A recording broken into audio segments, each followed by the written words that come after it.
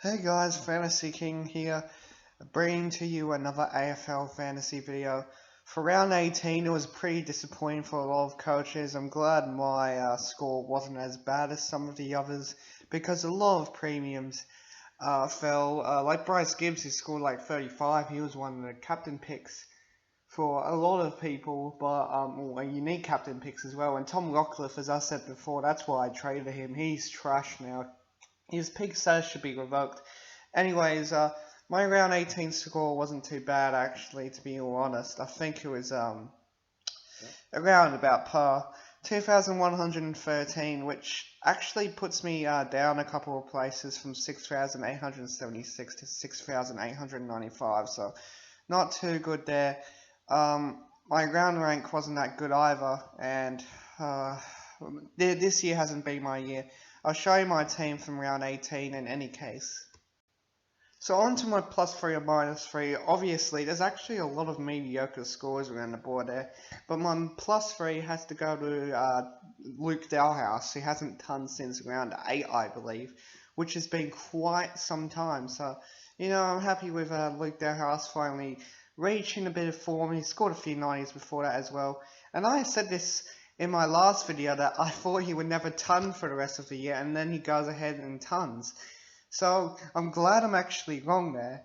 My -3 goes to Jake Lloyd. It was a reasonably low scoring game, which means you'd expect quite a few points from Lloyd. Instead, he was terrible. I didn't see a lot of him at all. And here's one of my disappointing trades. And this is why I'm so bad in the rankings, because I traded this guy in and he's pulling out mediocre scores. Like, I could have bought a rookie defender that would do even better than him. Like, look at Witherden and what he's averaging right now. He got 97. Anyways, as you look at my defense, actually a lot of mediocre scores around the board. Doherty, Lloyd, Nunes, and Laird was all disappointing. And Schoenberg and Ryan didn't play either. Taylor Adams and Witherden were the only players that had acceptable scores in their defense. The midfield, Zach Merritt was a bit average, a bit below average. He's a piglet. Nick Newman, bad time I trade him. Kennedy was disappointing again. Gaff was tagged, which he's never been tagged this year. I don't think he's been tagged for quite some time, actually, probably a few years now. Dangerfield was good. He was carrying an injury and he still ton, which is pretty amazing from him. He's a superhuman. Treloar and Dustin Martin did well, and Tom Mitchell does what a pig does. He scored another 130, and I captained him. I'm pretty happy that I captained him because there wasn't a lot of big scorers other than him. He was my biggest scorer on my team. Anyways, heading to my rock, Stephen Martin actually was pretty good against Cruiser, so I'm happy with that 99. I know he didn't ton, and he's usually a rockman who tons, but it's a pretty good score. And then you get Sean Darcy, who, consistently scores 80s, and he's going to still keep on making money. Forward, Dalhouse was really impressive. I was happy with his performance. McRae, he wasn't too good, but I would accept a 93 from him. Steele was alright with 91. Greenwood was good with 85. Green gets suspended again, and I can't believe I have this guy as unique. I mean, he's good. He's a top 6 forward, but he just keeps on getting suspended. And unfortunately, as a result, because it's 2 weeks and we're late on in this year, I have to trade him. And Isaac Heaney, 72, which was a bit disappointing, but that game sucked. My bench, Soldo had little to no game time, and Kenny Harris, is going to make cash for me. And we're heading on to our trades now. So I am building a massive chest for next week. This will leave me with 450k in the bank. Why am I leaving so much cash in the bank? Because I'm doing a double upgrade on my forward next week. And we're only 1 week to the finals, and I'm in the top 4 on both of them anyway. I'm cemented in there. So this is the trades I'm going to do. I'm going to trade out Toby Green because he's suspended, and Nick Newman because I think he's going to start bringing cash now, and he's not going to score like he did earlier on in the year. Who I am bringing in is Lewis Young. He's good for a 70. And he's going to keep on making cash, which is pretty much irrelevant now because cash building is not what we need in this stage of the year anymore. It'll be good for upgrading, but until then,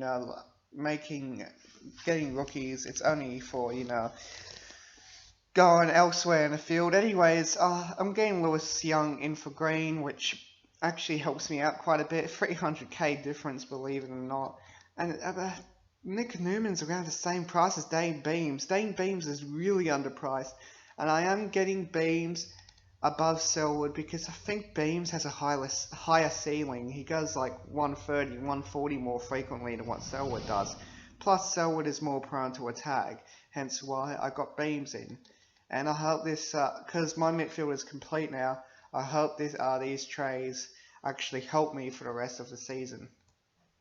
Anyways, here's my team ahead for round 19. As you can see, my defense, it should all the defenders should do well, but I'm not even certain anymore because Rory Laird, Nunes, and Jake Lloyd can be really inconsistent now. Doherty's moved more in the midfield, hence why his scoring has dropped quite a bit, and Taylor Adams is probably the only premium that can go above 100 for the rest of the year, actually. Well, Doherty will still go above 100, but like he won't be convincing with those 100s like he used to be because Patrick Cripps has gone for the year. Witherden, I reckon he can crack a few hundreds for the rest of the year. He is actually a very good rookie, and I reckon he should be like a Smokey for Rising Star because he's a pretty good defender and he will shape up to be a great player in the next couple of years. But my bench, Schamberg, he's a 50-50, but Ryan will come back. That's why I slapped the emergency on him. Heading to my midfield, Tom Mitchell, he's my captain this week. No matter what opponent, he always guarantee the score 100. Patrick Dangerfield is my vice. I think his injury wouldn't be as severe as what it was last week. Hence, he will be back to almost his near best. Zach Merritt, it was disappointing when I bring him in, but he's really cheap and he should be in most of people's teams. Dustin Martin has a soft draw for the rest of the year. He'll do really good.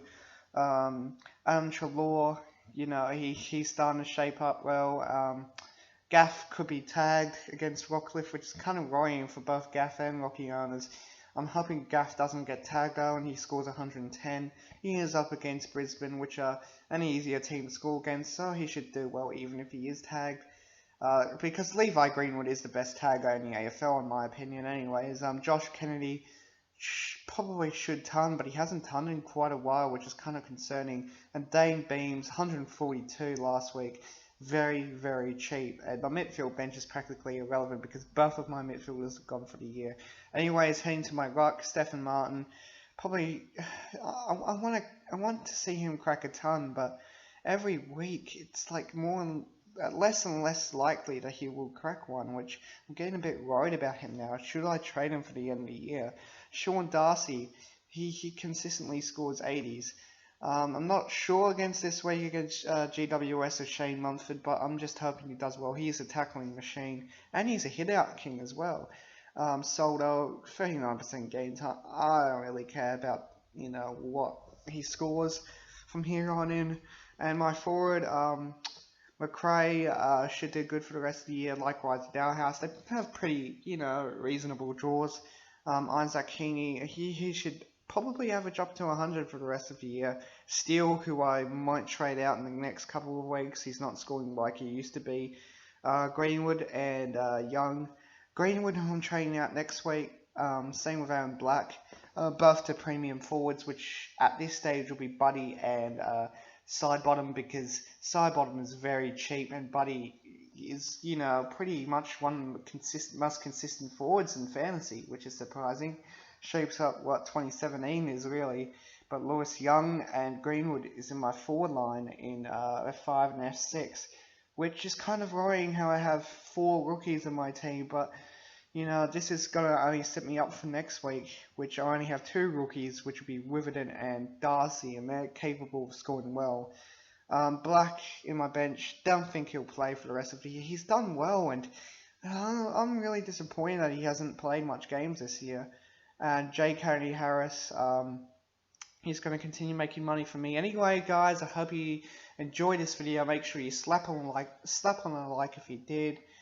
Stay subscribed. If you're new already, subscribe. And I'll see you guys later when round 19 is completed. Until then, I'll see you guys later.